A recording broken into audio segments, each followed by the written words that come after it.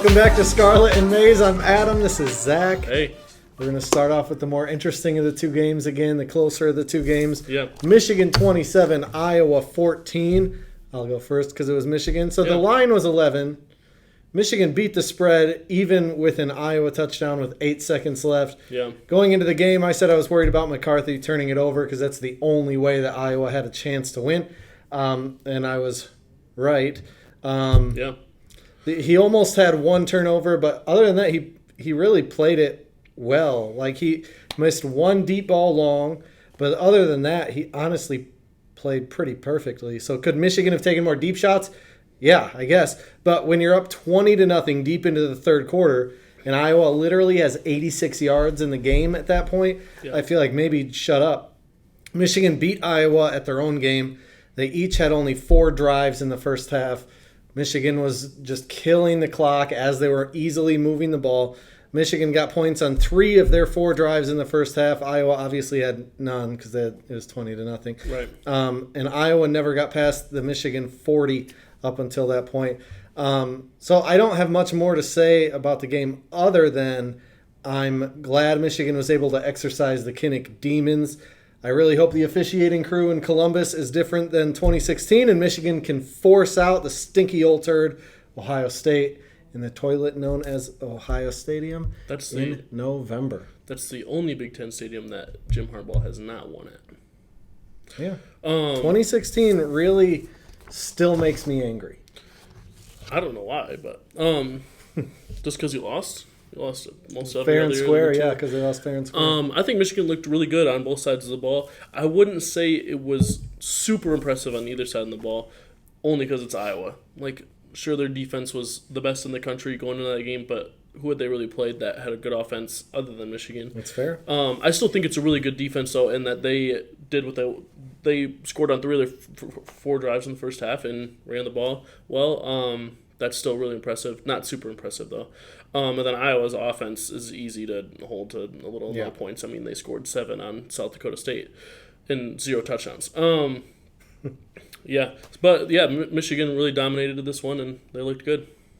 That's all I have. Yeah. Ohio State 49, Rutgers 10.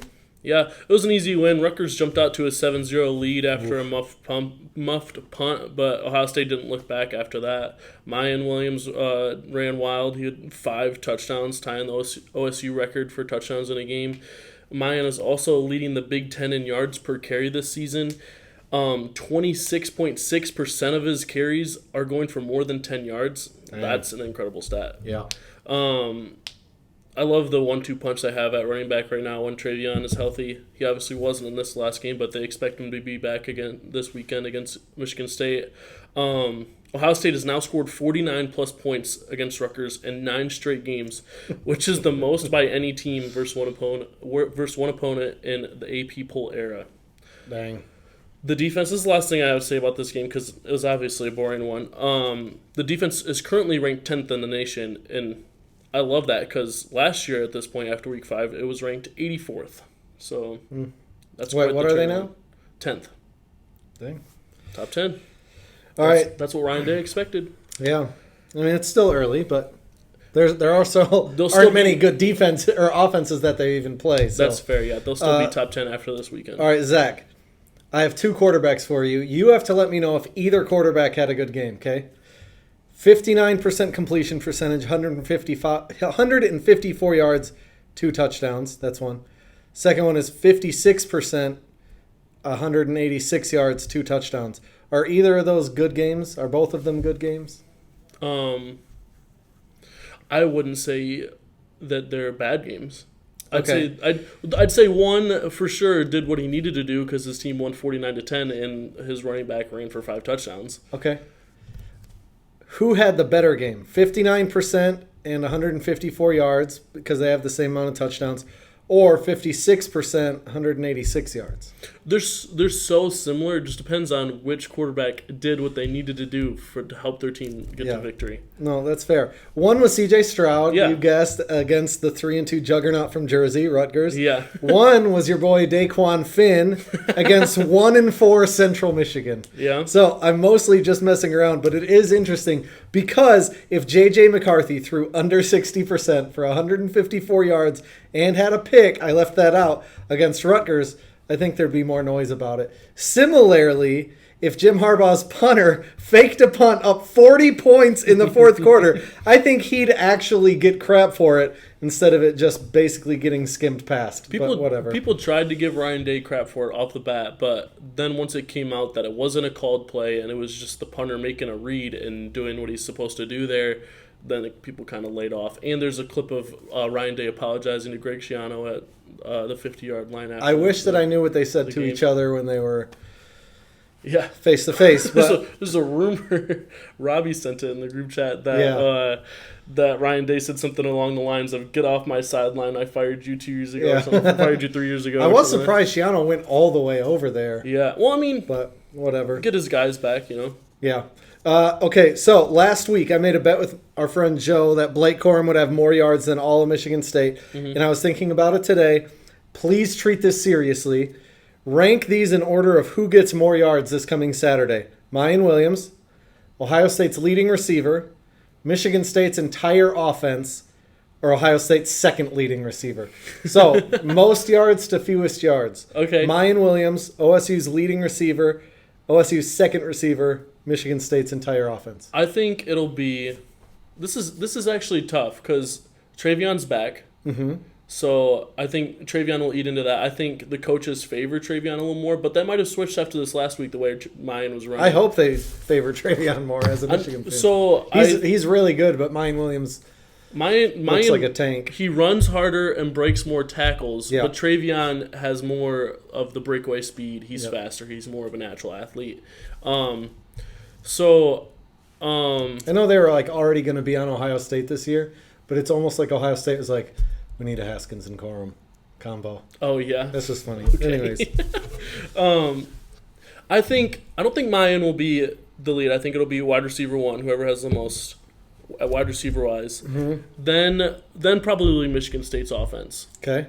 Then Mayan might even be fourth because the thing is with Mayan is he's not a guy that gets a good amount of yards most rushes.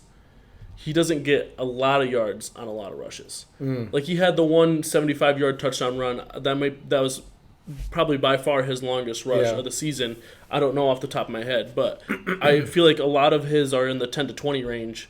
Where if Travion's eaten into his carries this game, he won't have as many yards as he did last game.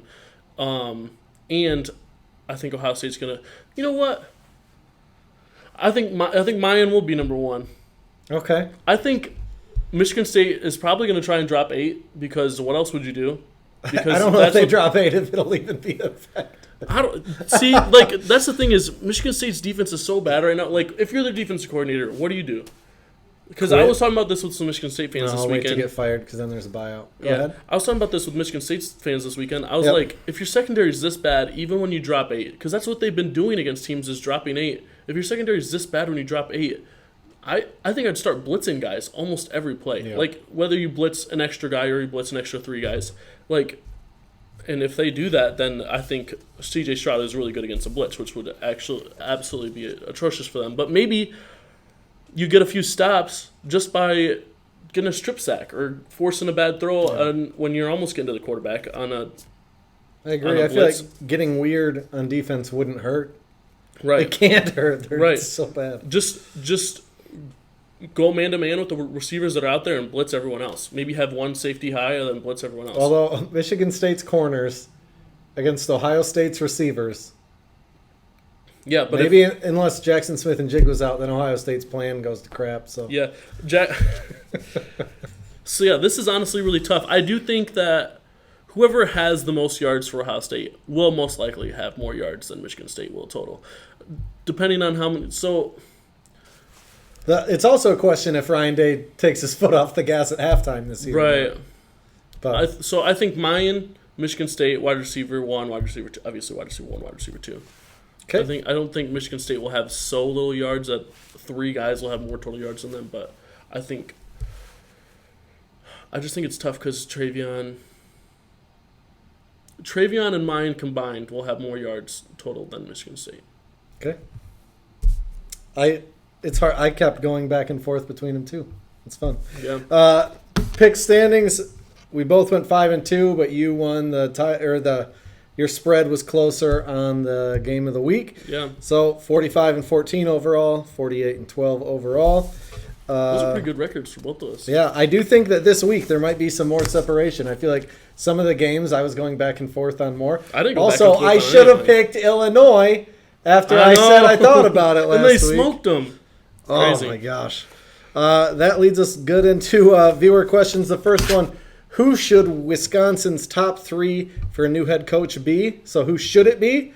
Who will they end up hiring? I'll let you go first. So, I think that I read the question wrong. I took it as who the top 3 most likely they would hire. And so I said Jim Leonard, who is the interim head coach, the defensive coordinator. I think they really like him. He's stuck around for a reason. He could have taken jobs elsewhere and stuck around. He said that this week. Then obviously Lance Leopold is going to be a huge name going into this offseason with the success he's had at Kansas, which no one has success at Kansas. Then a name I like going into this offseason that Wisconsin's a bigger school. It'll be one of the draws as a head coach if you don't have a job or if you're looking for a better job. Matt Rule, I think, will most likely be fired from Carolina with the Panthers, or he'll just leave. But I think that would be another good hire. Well, I was listening to them talk, or to them. I was listening to a podcast talking about how the NFL season and college football season don't line up as well as they used to. Yeah. And so if the Panthers wait to fire him, he could miss some spots in college football. So maybe he would just take a job. So it was Rich Eisen, and they were talking about how maybe he makes it weird and starts looking at jobs before he's fired. Yeah. He probably won't quit because then you lose that money. Well, I think he'll get fired before the season's over, most likely. I mean, they're 1-3 right now. Baker's got the worst QBR in the NFL, and if they're not trending up, if anything. No, if there's someone in your organization that you think might be the guy, I feel like the Wisconsin thing, it sucks. And it's crazy that Paul Chryst, he's tied for the lead for the most 10-win seasons in Wisconsin history. Like, he has had a few down years. They're trending down, but they think Jim Leonard might be the guy, so they're giving him a shot.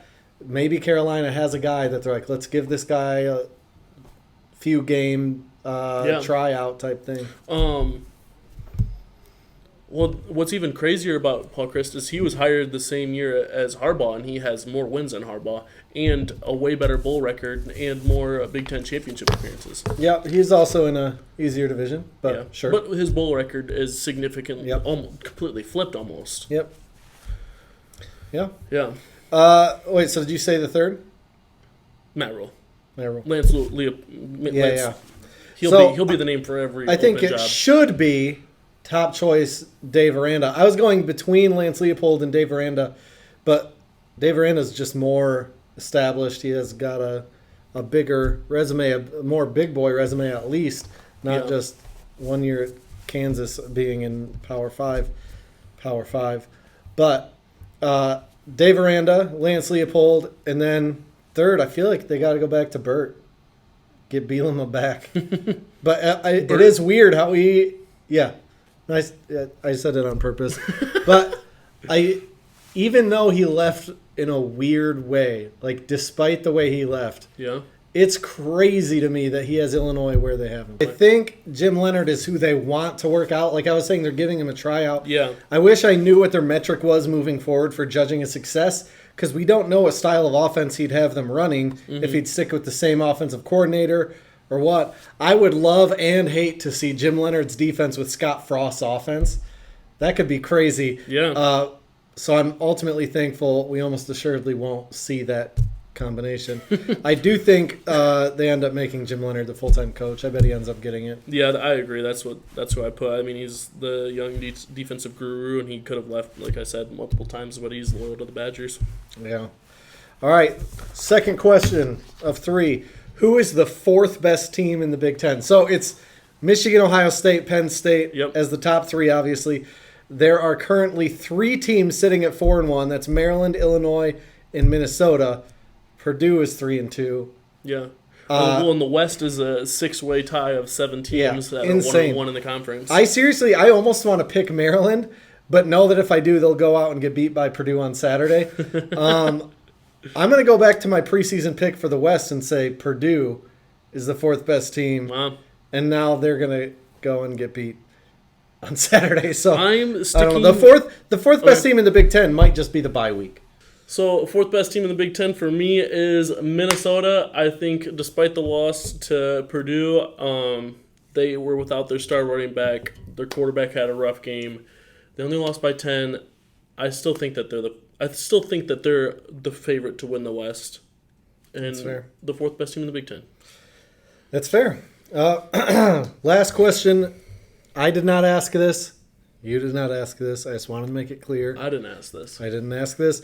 Predict the rest of Michigan State's schedule. At home against Ohio State, at home against Wisconsin, at Michigan, at Illinois, at home against Rutgers, at home against Indiana, at Penn State. They're 2-3 now. They end what? I obviously think they'll lose to Ohio State. I think they have a few winnable games. They have 4 winnable games. Wisconsin, Illinois, Rutgers, and Indiana. I think they go 500 in those games. Then I think they lose to Penn State on the road to finish the season, and I think they get an upset against Michigan because that's just the way it goes, and they finish 5-7 on the year. I love that you're serious about that. It is the way that it goes. Let me tell you a little bit about the way that it goes. In 25 games at Michigan State, Mel Tucker has now lost as many games by 11 or more that Brady Hoke did in 51 games. Wow. So more than a touchdown and a field goal. They called him Brady Choke. They did. Yeah. You might point to the fact that Mel Tucker had to rebuild, but then I'll just point to the fact that Brady Hoke took over for Rich Rodriguez. And this is something Mel Tucker has done in half the games.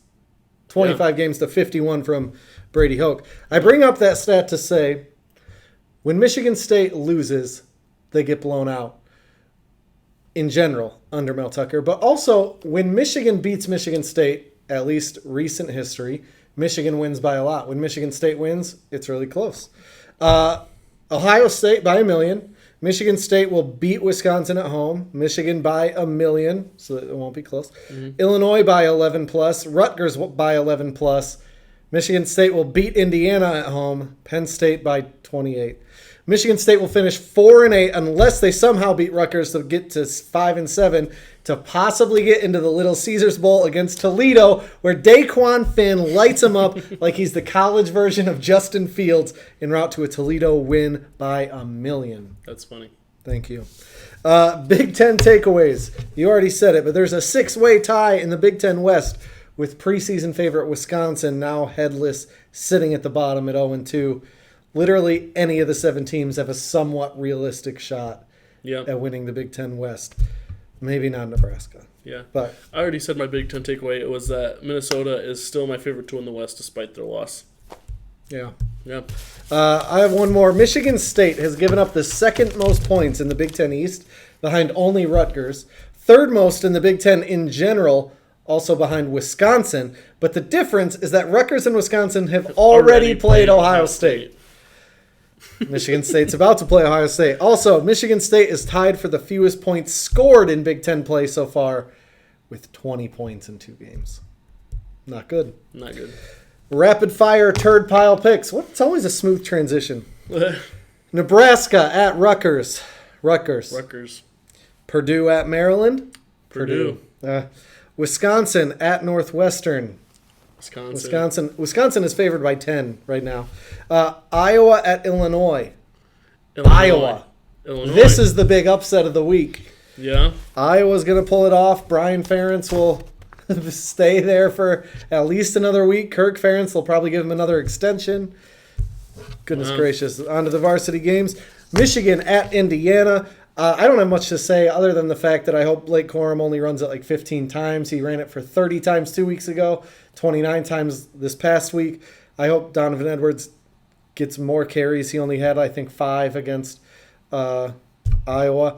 I think that they play McCarthy a little conservative again with maybe a few deep shots, not because they don't think he can do it, but why if you don't have to? And then I do think against Penn State they're going to come out more aerial. McCarthy has alluded to them having the ability to go air raid, but they just haven't needed to do it really. So I think it's just another game where they essentially try to run out the clock as they score.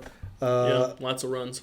Lots of runs. Some guys keep their starters in way after they need to in fake punts when they're up 40 in the fourth quarter just to try to pad some stats. But Michigan, especially under Jim Harbaugh, don't really do that much. I'm joking, but I'm also only like half joking because both things are true. Michigan pulls their starters usually quicker than Ohio State. Yeah. Speaking of runs, hopefully Blake Corum doesn't get carted off the field like DK Metcalf because he had the runs. That's a good point. Yeah, I don't have a lot to say about this game. I think Indiana is bad, and I'd be really shocked if Michigan doesn't cover the spread here. I was going to say that they'll probably be up by 21 at halftime, but I'll kind of be disappointed if it's only 21 at halftime. It's fair. Indiana's so bad. But if they're trying to run. That's true. Against Iowa, they had 4 drives, and 2 of them ended in field goals. Mm-hmm. So, I mean, hopefully it's just 4 touchdowns because Indiana's bad. Ohio State at Michigan State. MSU has not beat Ohio State in East Lansing since 1999. Ohio State will roll in East Lansing again. 2 years ago at halftime, Ohio State was up 28-0 at halftime. I just said halftime twice. But last year at halftime, Ohio State was up 49-0. Based on that trend, naturally, Ohio State will be up 70-0 at halftime this year. No, but seriously, if you're an MSU fan, I recommend not turning this game on. I would wait a little while, 20, 25 minutes, wait until that first quarter's over, check the score. If it's something you like, maybe turn it on. Most likely it won't be. I wouldn't turn the game on. I fully expect this to be another blowout from the Buckeyes. Yeah, it would be pretty crazy if it wasn't. Some guys keep their starters in way after they need to, and Ryan Day does kind of skew that way. Last year, they took their starters out in this game maybe at halftime, though, up 49-0. I think they played a couple drives after. Yeah. I wonder. If memory serves right. I wonder if he gives C.J. Stroud a little more run to get him feeling good and to maybe put up a crazy stat line. I could see Ryan Day being like, "Let's get you the Heisman. Let's put up some ridiculous numbers." What are you gonna say? Quinn Ewers got in that game. Man alive. I'm not hating on Ryan Day for the record for, I think, leaving starters in longer than at least, say, Jim Harbaugh does. I would probably do it if I was the coach. I just think that it might happen that they try to pad some stats a little in this game. I got Ohio State 66-6. That's a little generous. Yeah. Game of the week, TCU at Kansas. Yeah. Kansas is way better this year than they have been in a very long time. But before they got Lance Leopold, they were the worst Power 5 team in the country. I still think that although they're 5-0, they're not going to go undefeated. And TCU is legit, and I like the Horned Frogs here by a lot, 34-13. Okay. Yeah, I mean, I think it's awesome that Kansas is doing well, but I also don't think they're going to go undefeated. I got TCU, and I'll say 38-34. So I got TCU in a close game. You got them blowing them out. Yep. Things no one is talking about. Ohio State is tied for 69th in the country in sacks with just 5 on the year in 5 games. I hear about how much better the defense is, but I'm honestly wondering about your thoughts on this. Yeah, so it's one stat on the defense. Like I said earlier, their defense at this point in the season was 84th last year, and this year it is 10th. So obviously much improved, but that is a little bit of a surprising stat with how improved their defense is. I will say this, though. They haven't allowed a single team to throw better than 60% completion percentage against them, which if they're not completing a lot of passes, I'm not going to complain about not getting a lot of sacks. Yeah. This is not really something no one is talking about because Joel Klatt is talking about it. He tweeted about how is it harder to win at Iowa or at Missouri? I just think Georgia is not a great football team right now, and honestly think Michigan should be ranked higher and would beat them right now. It's crazy. Yeah. I mean, Missouri is not good. And they looked good. I keep hearing from Michigan haters and Michigan fans alike about how Michigan is struggling to get pass rush without Hutchinson and Ojabo. It's interesting because despite a lot of the admittedly bad out-of-conference schedule, a lot of them doing short, quick passes, basically just trying not to get sacked when they had to pass it. Plus, Iowa mainly only throwing off play-action rollouts until the fourth quarter when they had to just start trying to air it out a little bit. Michigan has 15 sacks on the year. Mike Morris has 4, second most in the Big Ten. We'll obviously see if those stats maintain, but it's just funny to me how narratives are formed. Tweet of the week. Mine's from @MaxTheBeagle1. The caption is, expansion has been very good for Ohio State football. Then it's a screenshot of the Ohio State game, a stat that Big Ten Network showed. It says, largest scoring margin versus FBS opponents since 2014 and minimum 5 meetings. And 3 of the top 5 are Ohio State against Rutgers, Maryland, and Nebraska, all winning by more than 30 points a game. And so I just think that's a message to UCLA and USC that maybe they should reconsider joining the Big Ten because Ohio State will get them. Maybe. But if they go to the West, if they don't realign the divisions as is, yeah, USC might actually win the West pretty easily. That would make sense. Put 9 teams in the West and keep 7 in the East. Why not? I mean, the way it goes. From @MGoJDBlue, me, whenever I've seen an Ohio State fan in the past year, and then it's Trump holding up some bill that he signed when he took office, but it says Michigan 42, Ohio State 27. When you said last year, Zach, that Michigan finally beating Ohio State would be like taking the biggest dump ever after being super constipated, I didn't believe you. But it's like I'm still feeling relief and poop is just still flowing out. And every passing second is just more and more relief. It's hard to explain. I don't know. I think you just explained it really well right there. Thanks. You're welcome for the analogy. Urban Meyer's a pervert, but until next week, go Blue. Go Buckeyes.